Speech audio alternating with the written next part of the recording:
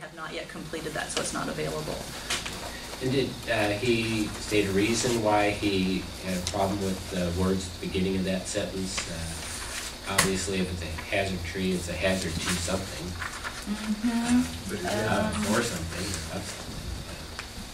Well, it says list of persons or property. Well, from the DNR perspective, they're thinking forest practices. So is it a forest practice if you cut a tree around your house, which is a hazard to your house? So they have rules about distance to a house, what's a hazard tree, how much you can take without a forest practice permit. So their thinking is from the forest practices mentality. I guess, because to be considered a hazardous, there must be a permanent primary structure or a permanent or accessory structure. And the way their policy memo reads, their guidance is built on the tenet that if there is a structure, the structure will likely be frequented by people, and therefore that's where the hazard or the risk comes in. So I guess to read from their policy memo, it's by presence of a structure of any sort, whether it's a primary structure or something accessory or pertinent to. And continuing to the 1 and 1.5 tree length, they're getting into the concept of class 1, 2, 3, 4 forest practices. Do you need a permit? Is it a conversion? 1, 2, 3, is it just a cut and replant? So that's the DNR. But that part about the permanent structure, that seemed consistent with the first part of that sentence, which I'm not sure why they have a problem with.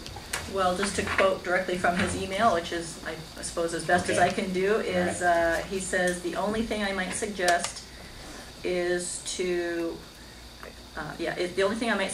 remove, quote, any tree that presents a risk to persons or property, end quote.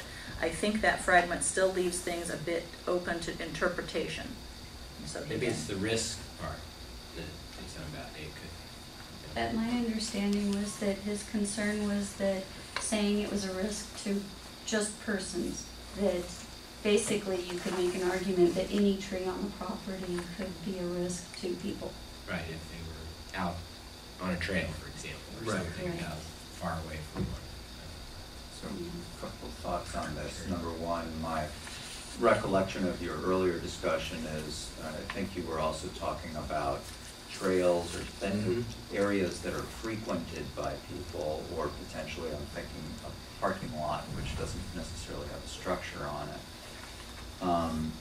And so I think that's why you were talking about not just property but persons as well.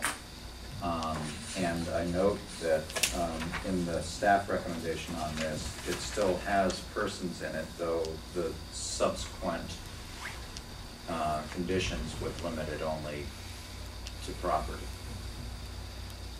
So that was my concern to begin with. It puts property above human safety, personal safety, it seems to me. And I also still have trouble with a root ball more than 50% exposed. If I had a tree with 48% exposed root ball, I would consider it a hazard. You know, the next gust would probably take it down. I'm afraid that the second several sentences, as they're written, to be considered hazardous, there must be, means that there isn't some sort of a permanent structure there, that it really cannot be considered as hazardous. And that's why, you know, I agree with Phil and Philip that it would be important to have something about the tree must be in an area frequented by people. We're going back to where we were in the first place, which was simply there's a risk to persons or property, and let the arborist, forester, or a reasonable member of UCD figure it out. Because I can see somebody saying, look, this is not a hazard because there's not a structure. That's right. That's where you park your car. Get out of it every night and get into it every morning.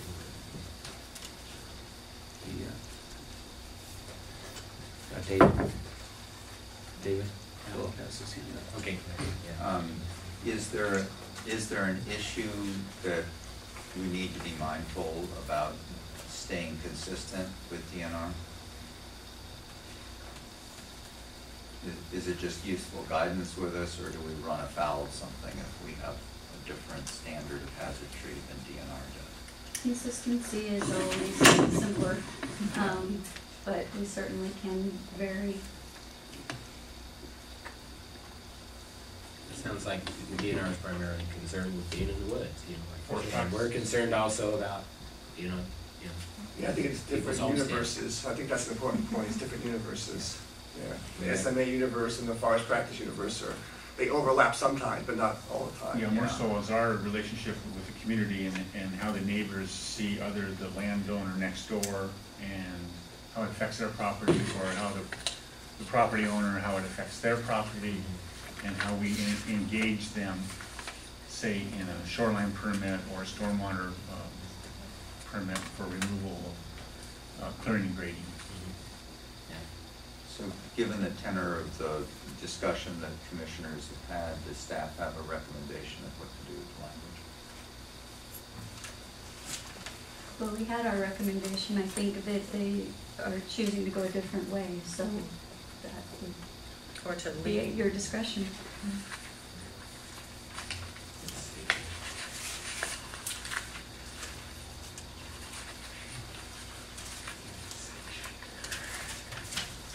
I have a suggestion.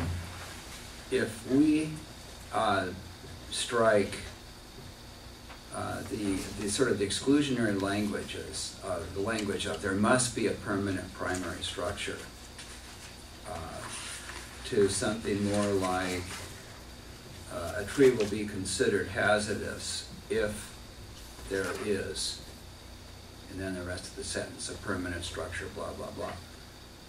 That doesn't make it an exclusionary series of sentences. Okay.